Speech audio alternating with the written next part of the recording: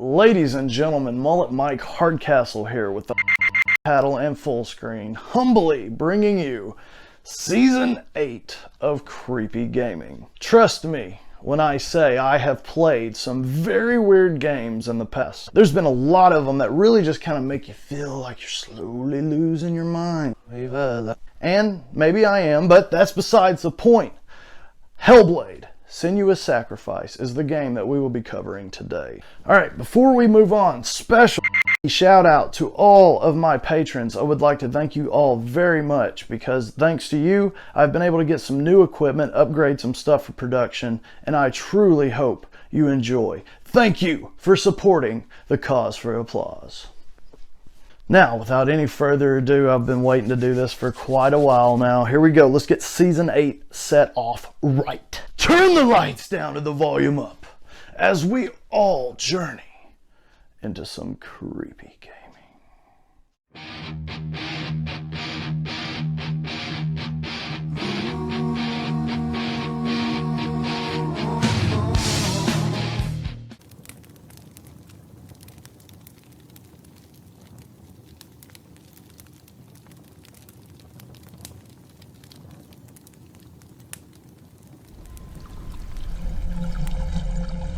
There is a house.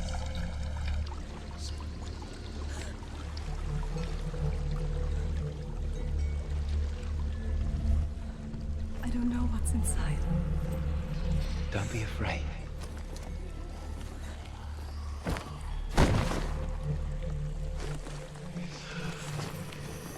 Dylan, there's something in here.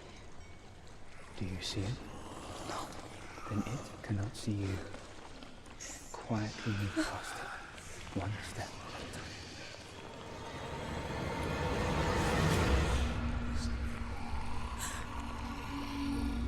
Every so often, a game comes around that you can't fit perfectly in a genre, but rather must break boundaries in order to reach its highest potential. Hellblade: Sinuous Sacrifice is one such game.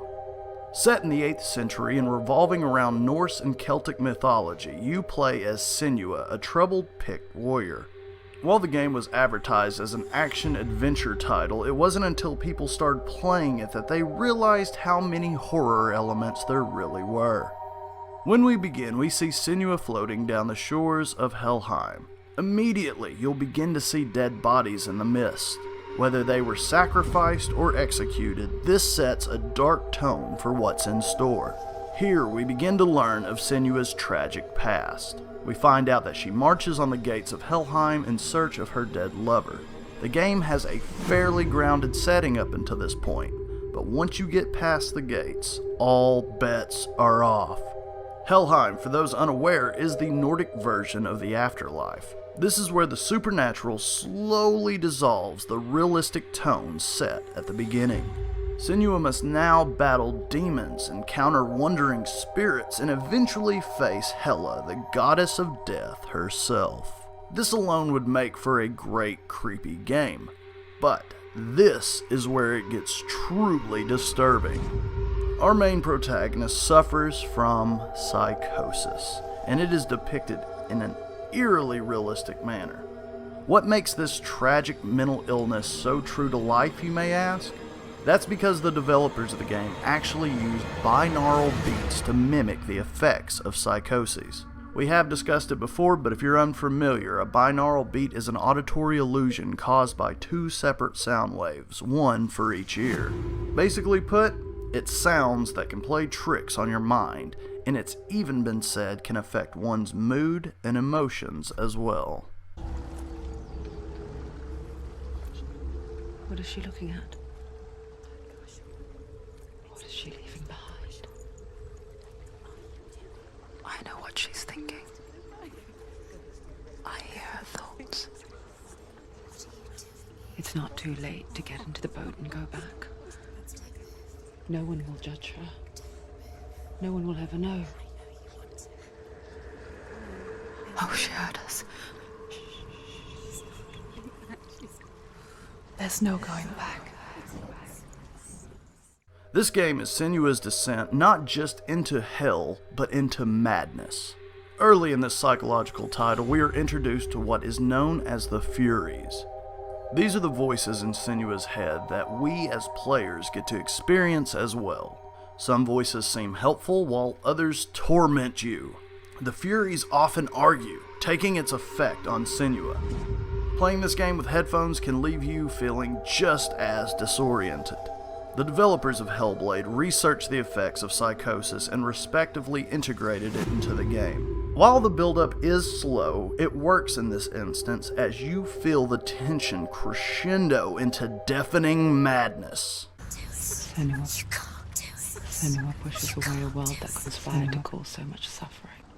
Why don't you join us? Now, if I may speak from a personal standpoint for a second, this game really screwed with my head. The slow build-up really does add to the feeling of you possibly losing your mind. You really feel like you are on this journey with Senua. Not just that, but throughout the game you'll constantly hear the voices arguing amongst themselves, and sometimes Senua will actually turn and break the fourth wall, looking directly almost at you, into your soul even. It is a very disturbing feeling. We know that our heroine of this tale has discussions with both the Furies and the darkness, but when she does break that fourth wall and looks directly at you, it is utterly creepy. I don't know any other way to describe it. This title is visually striking. Hellblade is widely regarded as one of the best looking indie games of modern time. While embarking on this journey, you may notice the game visually playing tricks on you as well. This happens more in the second half of the game, but can still be noticed early on. Ninja Theory, the developers of Hellblade, made clever use of lens flares, strobing lights, and other various screen filters to disorient the player even further.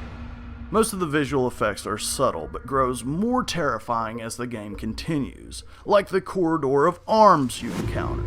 Hellblade is an emotional roller coaster with a strong narrative, powerful characters, mind-numbing terror, a secret ending, disturbing creature design, binaural beats, and overall a game that really makes you think.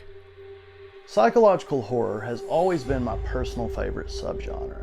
Hellblade's Senua's Sacrifice delivers in that department. Kudos to Ninja Theory and all the developers behind this game for executing this in such a classy and creepy manner.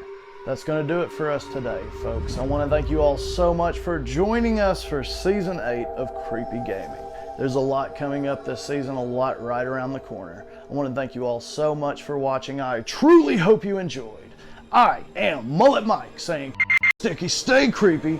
Thank you all so much for watching.